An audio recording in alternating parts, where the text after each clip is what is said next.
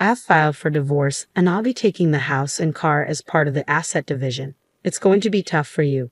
I mean, who knows how much longer you'll even live. Jake laughed, as if he had accomplished something great. Unbelievable. How could he abandon me just because I got cancer? Isn't a couple supposed to support each other during times like this? Jake's words and actions cut me to the core. I can never forgive him. I'll bring him down and make him see hell. I'll do whatever it takes, even if it's hard on my body. My stern determination invigorated me, marking the beginning of my revenge. My name is Emily, a 45-year-old housewife. I live with my husband, Jake. We met through a mutual friend. Back then, Jake was a charming person liked by everyone. He treated me, someone initially shy around strangers, with kindness. I was quickly drawn to him. The time I spent with Jake was so enjoyable that I wished for more moments together, and he felt the same way. That's how we got together and eventually married. I was truly happy to marry the man I loved so much. I was convinced that our happy life would continue, but that turned out to be just an ideal. After marriage, Jake changed. It's probably because of his job. To put it bluntly, Jake didn't earn much. He didn't study much in school and didn't have any particular qualifications or impressive educational background. That's why he ended up at a lower-ranking company. I had often suggested he change jobs, but Jake said it was too much trouble and rejected my advice without reconsidering.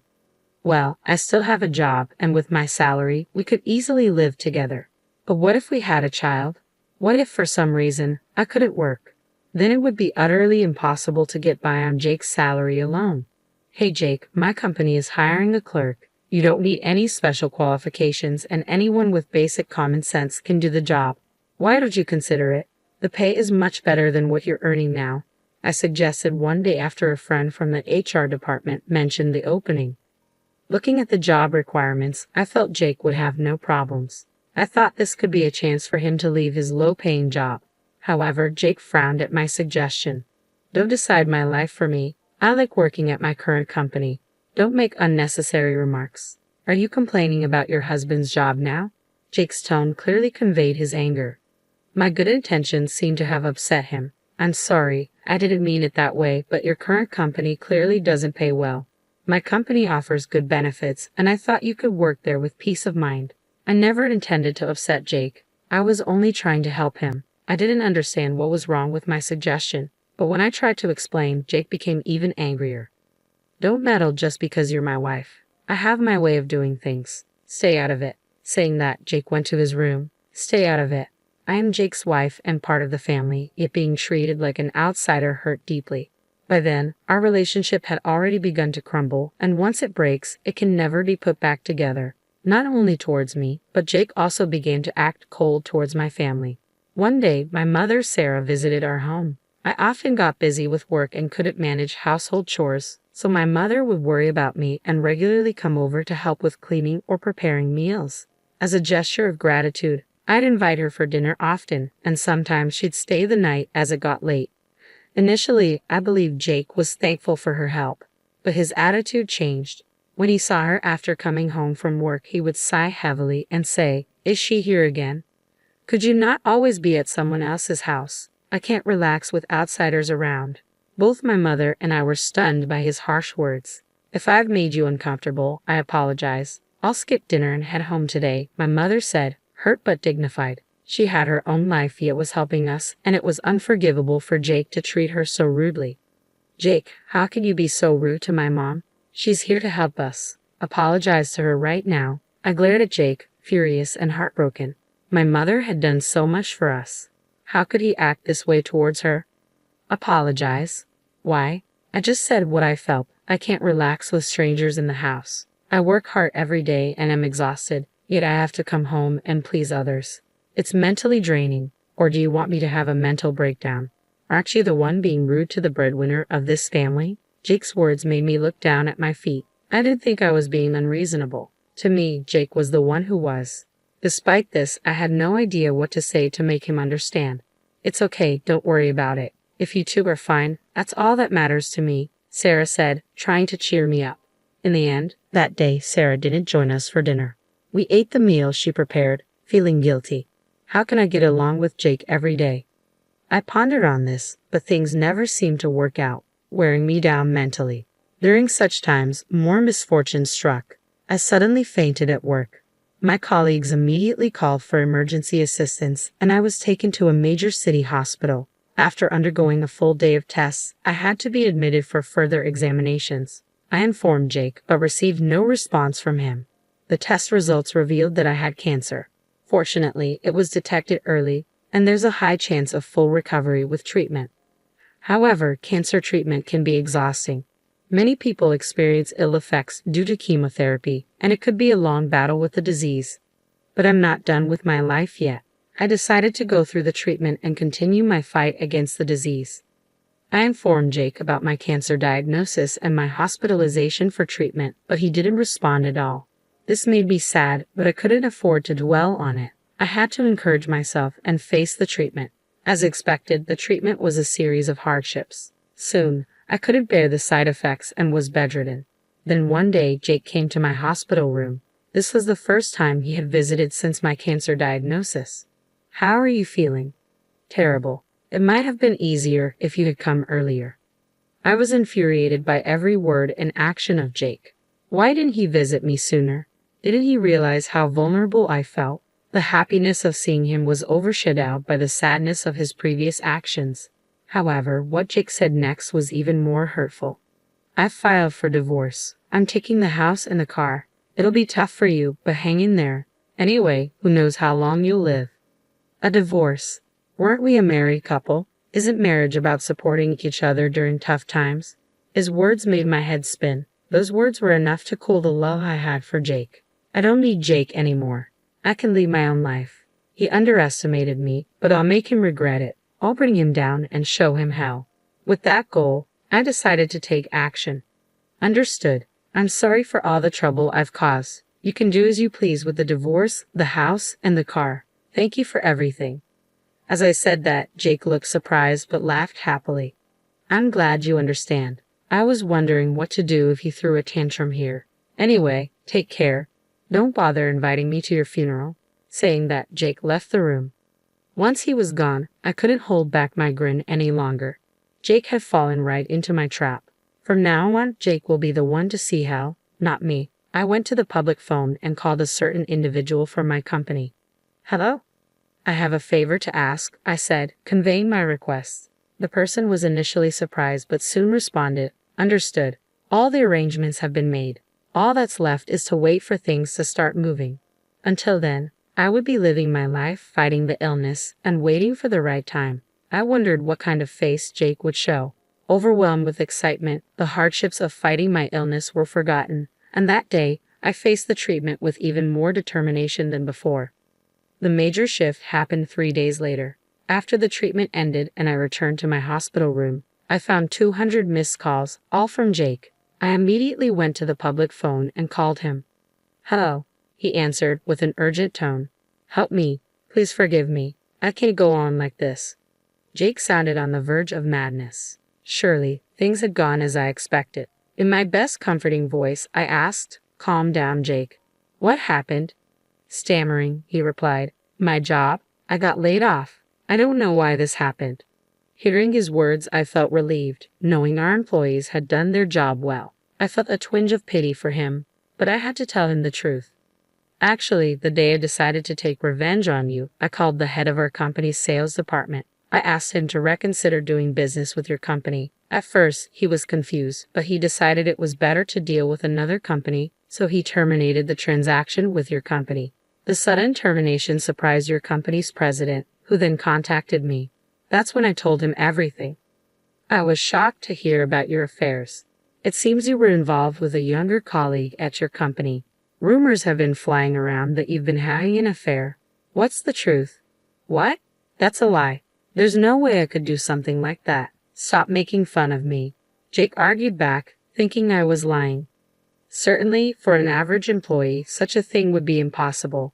But I'm in a special position, Jake. You never really cared about me. I'm the CEO of our company." Jake stammered over the phone. "No way, it's not a lie. Why do you think we were able to manage even with your low salary?"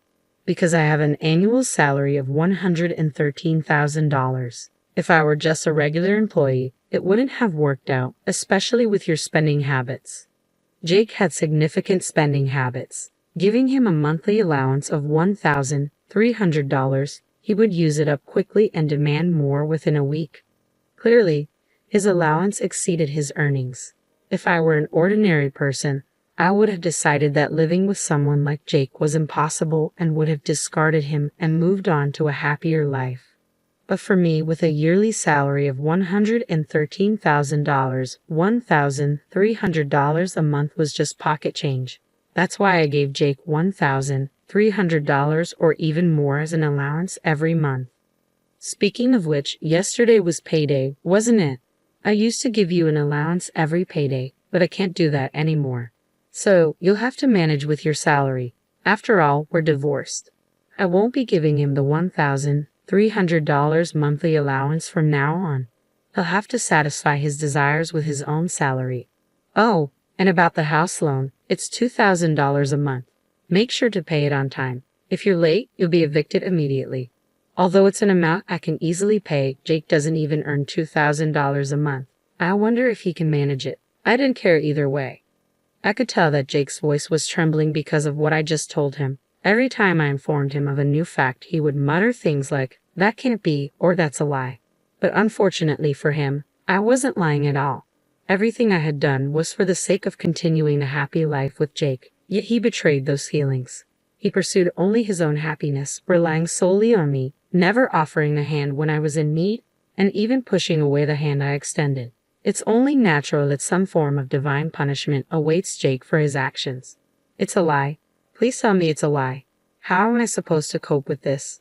I've been laid off from the company. How am I supposed to earn money? I can't even pay this month's rent. Jake's voice was filled with despair.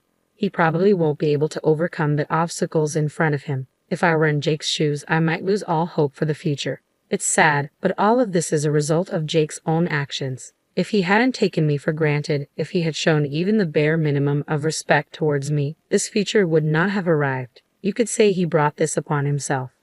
This is all a result of your actions. If you had treated me and my family with care, it wouldn't have come to this.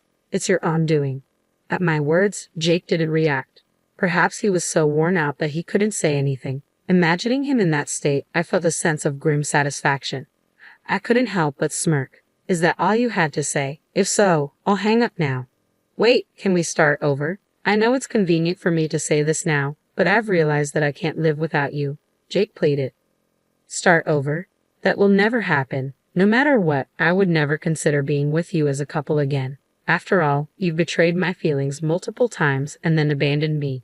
How can you expect me to believe in the possibility of us being together again? While I was lost for words at his audacity, Jake continued speaking. I apologize for all the terrible things I did. I'm sorry for not visiting you even when you had cancer. From now on, I'll visit you every day, and when you recover, maybe we can go on a trip. I want to make an effort to make you happy. The effort to make me happy. Those words sounded familiar. Jake used those words when he proposed. I want to make an effort to make you happy. Please marry me. I remembered agreeing instantly, thinking those words were beautiful. I was so naive back then. I was only considering the happiness in front of me and didn't understand the struggles that lay ahead. If I had been more observant, I might have noticed his hidden spending habits. If that were the case, I probably wouldn't have married Jake. Emily, I love you. I can't live without you. Please, I could barely hear Jake's voice. However, having known his true colors, I knew this was just an act. Please stop pretending. No matter how you plead with me, my decision won't change. I will never go back to you. I clearly conveyed that I had no intention of reconciling with him, yet Jake persisted. Please don't say such sad things. I need you, Emily. Please come back. Stay with me. On the other side of the call, Jake desperately pleaded. The old me might have been swayed by his words and considered reconciling with him. However, I had made up my mind to cut ties with Jake deep down. It's over, Jake. Goodbye. I truly believe that I can't continue life with Jake. No matter how much he clung to me or insisted he wanted to be with me, I no longer felt the need to support him as I once did. It's pointless, I said. No matter what you say, I won't be fooled anymore. Plus, you have a mistress, right? Why not enjoy your life with her? Indeed, Jake had someone else. I heard this from the president of Jake's company, so it was probably true. Even though he had someone else, The idea that he couldn't be without me was contradictory. I'm sure that while Jake said he couldn't be without me, he was probably saying the same thing to the other woman. Jake is that kind of man. He'd throw away his pride and suck up to someone stronger than him to secure a place for himself, all to protect himself. Sorry, but no matter what you say, there's no going back. Take care of your affairs from now on. Don't contact me. If something comes up, contact my lawyer. Take care. As I said this, Jake shouted once more, "Wait, please reconsider. I can't go on without you, Emily. Please don't abandon me. I have no one else to rely on." Jake's words were probably heartfelt. If I hung up the phone now and blocked his number, he'd be left with no one to rely on, forced to fend for himself. He'd have to curb his spending habits and pay rent. He had lost his job, so he would need to find a new one. But the jobs available to Jake now were very limited. It was unclear if he could even get re-employed. If I abandoned Jake now, he'd be headed straight for hell, and that was exactly what I wanted. "I don't care about you. Goodbye," I said and hung up the phone. I immediately blocked Jake's number and asked the nurse not to let him visit me. It now became difficult for Jake to contact me. I had done so much for Jake for so long. Finally, I was free from his grasp. Later, according to my lawyer, Jake kept trying to meet me, but since I told my lawyer I didn't want to see him, my whereabouts were kept secret. On my lawyer's advice, I decided to file a lawsuit against Jake regarding his affair. Initially, I didn't intend to, but it was better to get what I could. Of course, I knew neither Jake nor his mistress had the means to pay for the compensation. In fact, Jake had debts from unspeakable places. Now, Jake is working unspeakable jobs to pay back those debts, which have swelled with interest. As for the other woman, she ran away to avoid paying compensation. However, her parents were furious when they found out, and now she's working like a slave at home. As for me, after a long battle with illness, I am now cancer-free. To everyone's surprise, I recovered quickly and am now back at work. I personally thank the head of the sales department who helped me. Since then, I've received several marriage proposals upon hearing I'm single, but having been hurt in marriage before, I want to stay single for a while.